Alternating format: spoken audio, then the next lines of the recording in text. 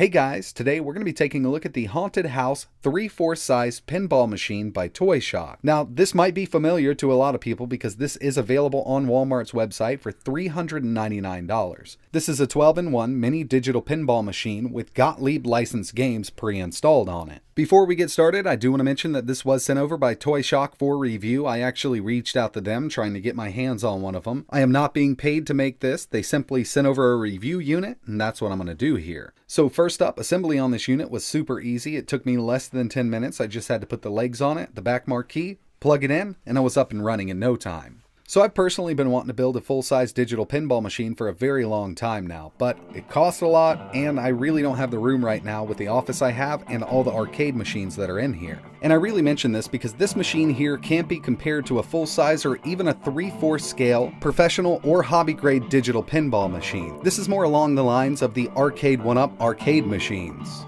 Retail on this is $399. It's ready to go. You can set it up in 10 minutes and you got 12 Gottlieb machines that you can start playing. If you're seriously looking into getting a do-it-yourself digital pinball machine minus the woodwork, I can go ahead and recommend Game Room Solutions. They have a mini virtual pinball machine here, and this kit here is going for $289, but keep in mind you still need to purchase the playfield screen, the marquee screen, and the PC you want to run the software on.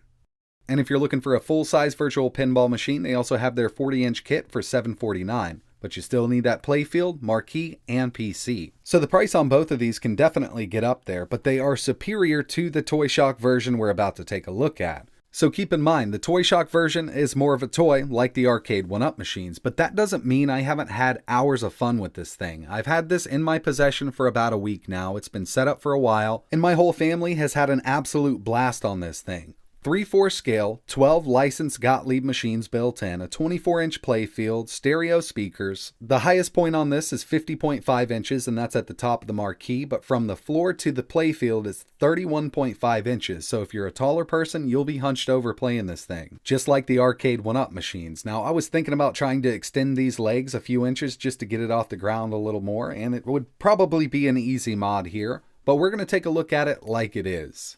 We do have that LED backlit marquee with the LED score counters, plus a ball counter. On the front here, we have two buttons to access and exit the menu, plus the plunger. And in-game, one of these front buttons will act as a nudge, along with the lower buttons on the side here. The upper is flipper, bottoms are left and right nudge. So a single power button towards the rear. Now you might notice a little bit of flickering going on with this LED marquee here. It's only on camera, you don't see this in real life. So straight out of the box, the first thing I noticed and everybody else is going to notice is the giant bezel. There's plenty of room here to put a bigger screen. This is a 24-inch LCD in here. But I understand that these companies want to keep the cost down, so what they could have done was made the machine a bit thinner or a little smaller to make this bezel look thinner. So everybody in my house who's played this has tried to use it as a touchscreen. It is not a touchscreen LCD, it's a basic LCD, so you do have to use the side buttons and the front buttons to control the menu. But overall, I do like the look of the menu. We can scroll through the 12 games.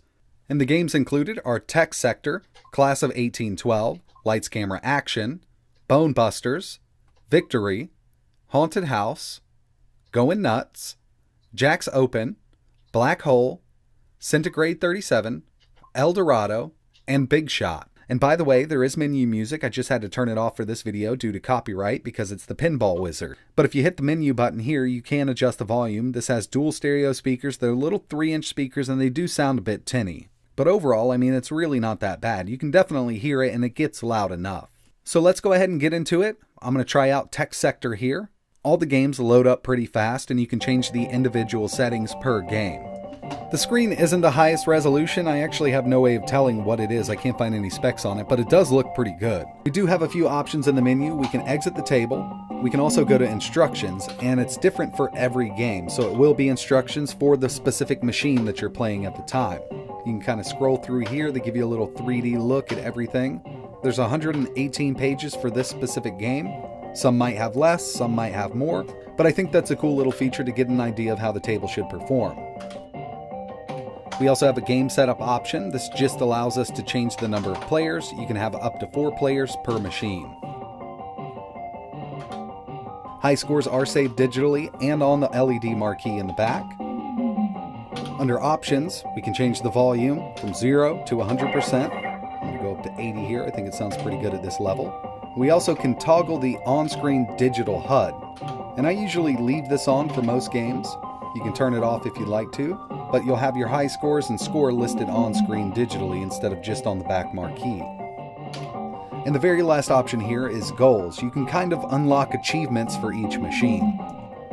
So let's go ahead and get right into it and see how this thing performs. They do have a digital plunger, and you can pull this just a little bit or all the way out. Now the plunger itself doesn't pull out as far as most real mechanical pinball machines, but it does give you a good feel. There is a bit of latency here with the plunger when you let go all the way. But I do think one of the major problems here is the latency between the time you press the button and the time the flipper goes. This is slow motion, 120 FPS. And the latency here is definitely noticeable, and you will get used to it after playing it for a while, but I wish this wasn't an issue to begin with.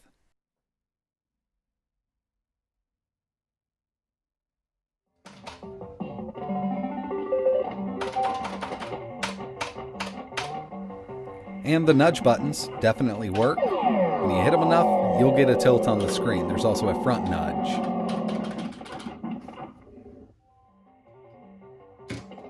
So even though we have that latency, it hasn't ruined my fun with this unit here. I do a lot of emulation on tons of different devices with a lot of different controllers, and I'm kind of used to latency, at least working it out in my head and knowing when to hit that button.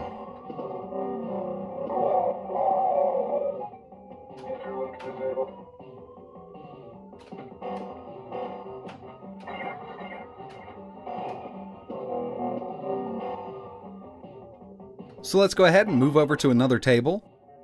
Here's Black Hole, one of my favorite tables on this machine, along with Haunted House. Now I know they're kind of advertising this as Haunted House, but it is a really good table. And we'll definitely take a look at that one next.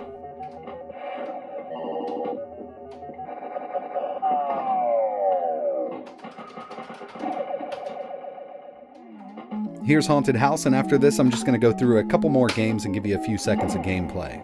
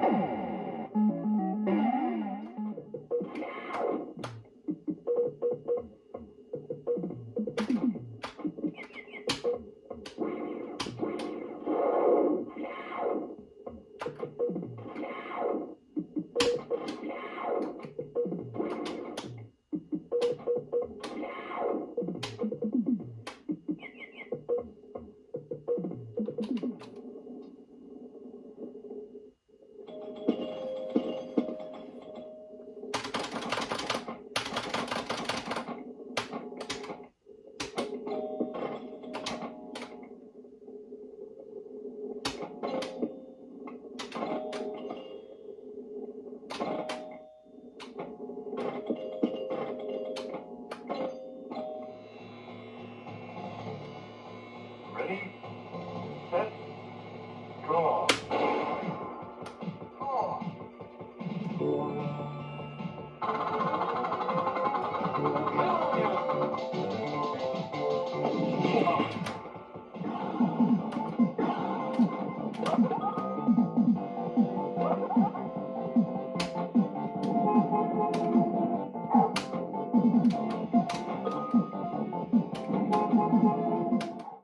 So if you're a regular viewer of this channel, you probably already saw this coming, but I usually do a teardown on everything I receive. I'm really interested to see what's powering this unit here, specifically the CPU and RAM, because it's really smooth, everything works great, and I haven't noticed any lag at all. And after getting down to it and removing the heatsink, it looks like it's powered by the Rockchip PX30. This is one I haven't seen, but I did a little bit of research on it. Looks like it's a quad-core ARM Cortex A35 at 1.5 GHz. The GPU is the Mali G31 MP2, and we have 2 GB of DDR3 system RAM soldered to the board. This chip is very similar to the Rockchip 3326. Same amount of cores, same GPU, but with the PX30 it has a dual VOP, video output processor, so it can handle up to 2 independent displays, and I believe they use this for that marquee. Even though it's not a real display, it's the LEDs. But from the board itself, it has a different connection to those marquee LEDs. Fortunately, there's no USB ports on this whole setup, so if you do get one now, you will be stuck with that latency because the only way that the firmware could be upgraded in this thing is at the factory. And just in case anybody was interested on how this stacks up against the size on the arcade 1-ups, I wanted to do a little bit of a comparison here. So overall, I've really enjoyed my time with this machine here. I think it looks pretty good. The bezels are a bit annoying, but that's what we're getting for a $400 machine. And I'm pretty sure we will see some sales on this coming up. One thing they definitely need to work out somehow down the road is the latency in the flippers. I completely understand that that right there is going to be a deal breaker for a lot of people, and they definitely need to get this ironed out.